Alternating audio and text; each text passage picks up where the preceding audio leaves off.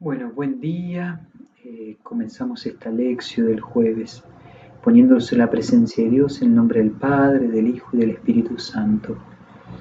Y pidiéndole en esta novena también de Pentecostés, como siempre, al Espíritu Santo que se haga presente, que nos ayude a rezar, ¿no? Y dice así la oración que rezamos siempre.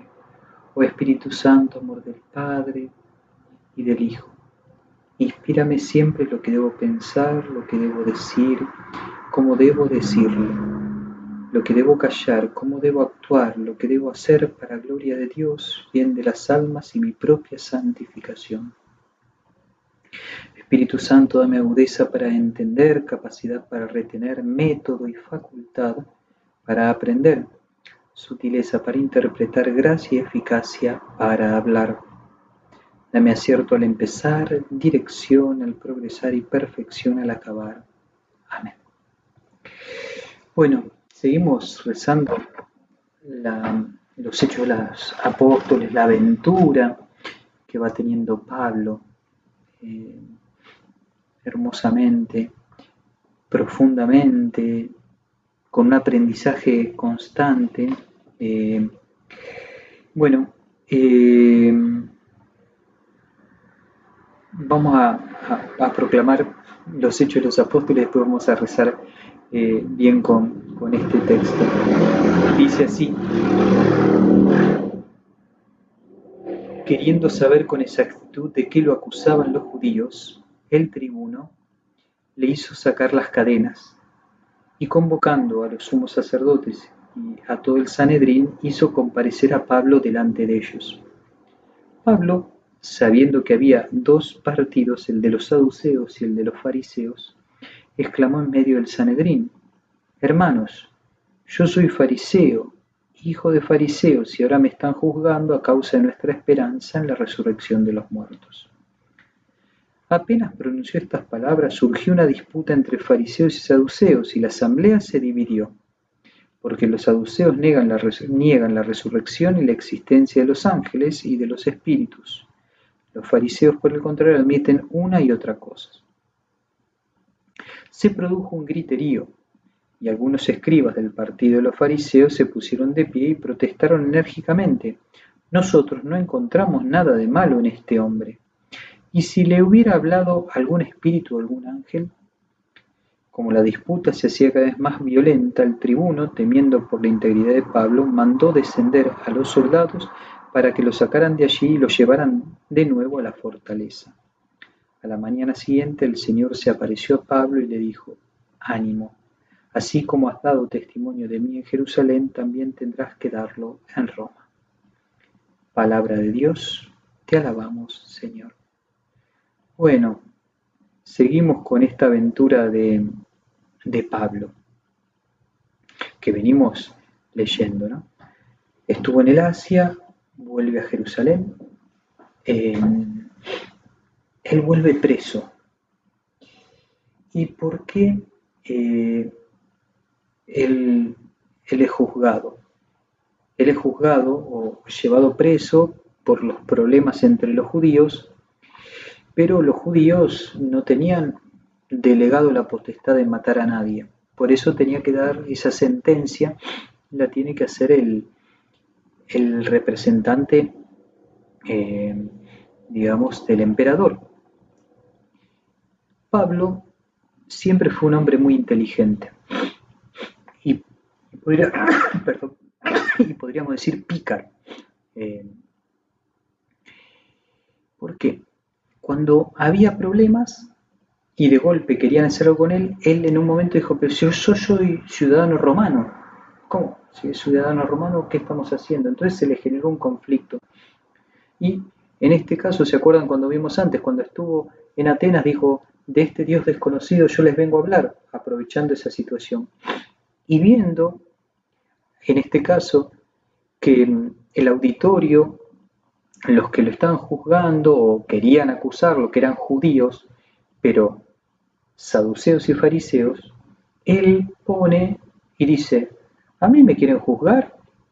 Primero dijo: yo soy fariseo, hijo de fariseo, formado ahí, ¿no? Él siempre dice: yo me formé a los pies de Gamaliel, acá no lo dice, pero constantemente lo va a decir.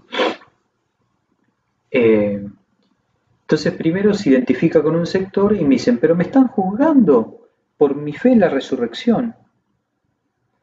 Y ahí es donde entra una división y empiezan a enfrentarse. Porque, ¿cuál era el conflicto de fondo? Este nuevo mensaje, esta nueva enseñanza que Pablo daba y los apóstoles daban, era una novedad dentro del mundo judío y supuestamente iba en contra de las tradiciones, pero cuando él pone y explica así, empieza y tiene una división. ¿Qué aprendemos de esta primera parte? De esta primera parte es la inteligencia de Pablo para leer la situación que está viviendo y hablar en consecuencia de eso. Como empieza este enfrentamiento, ¿qué hace el tribuno? Bueno, lo cuidamos, bajar a los soldados que no le hagan nada, porque todavía es ciudadano romano también. Y él se va a la cárcel, lo tiene en la cárcel, y acá vemos otra vez otra aparición. Esta aparición que tiene, que le hace,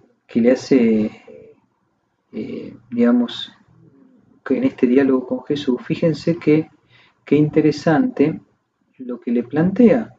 Le dice, a la mañana siguiente el Señor se apareció a Pablo y le dijo, ánimo, así como has dado testimonio de mí en Jerusalén, también tendrás que darlo en Roma. Jesús lo va preparando. Y Pablo nos enseña a tener una docilidad en el espíritu. Y el dar testimonio constantemente de Jesús en cada lugar donde iba, lo va haciendo, lo va preparando, lo va llevando hacia donde el Espíritu quería, hacia donde el Señor quería que vaya. Quería ir a Roma ahora. ¿Por qué Roma? Porque era el lugar del centro político. ¿No? ¿Se acuerdan de este dicho? Todos los caminos conducen a Roma. Hay otro dicho que dice, de Roma no viene lo que a Roma no va primero. Hay un ida y vuelta. Pablo capaz lo entendía o no, no sabemos si sabía, pero sí el Señor y el Espíritu, donde lo necesitan. Por eso, tanto Pedro como Pablo terminan en Roma. No es la iglesia más antigua es la de Jerusalén, la primera iglesia. Pero sí tiene una intencionalidad. La intencionalidad del Señor, fíjense esta. Y lo importante es lo que dice, ánimo, tranquilo, yo estoy con vos. Y cuando uno sigue viendo esto, lo que sigue después de los hechos, vamos viendo cómo todos los caminos lo van llevando a Roma. Y de ahí, de hecho, escribe las cartas, ¿no? A los romanos y a tantas cosas, estando en la cárcel. Entonces, eso dice, ¿qué nos dice? ¿Qué me dice? Por un lado, la inteligencia para darnos cuenta qué pasa y qué proclamar y cómo proclamarlo a Jesucristo. La segunda es, ánimo, no tengas miedo. De la misma manera que lo proclamas acá, yo quiero que sigas proclamándolo. Somos enviados. Tercero, la docilidad del espíritu y a lo que el Señor le pide de Pablo, que la tenemos que pedir como gracia entonces. Y eso es lo que tenemos que rezar. ¿Qué te invito a que podamos rezar? Una, la inteligencia, la astucia. Dos, la valentía, la certeza, el ánimo. No tengas miedo, estoy yo con vos. Tercero, sigamos pidiendo la docilidad al Espíritu. Que esas sean las gracias que le vamos a pedir al Señor en esta lección o por donde Él te quiera llevar. Esto es lo que se me ocurre a mí como un regalito para rezar en este jueves.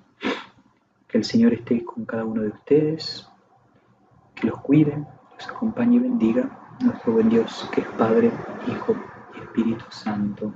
Amén. Que quedemos en paz.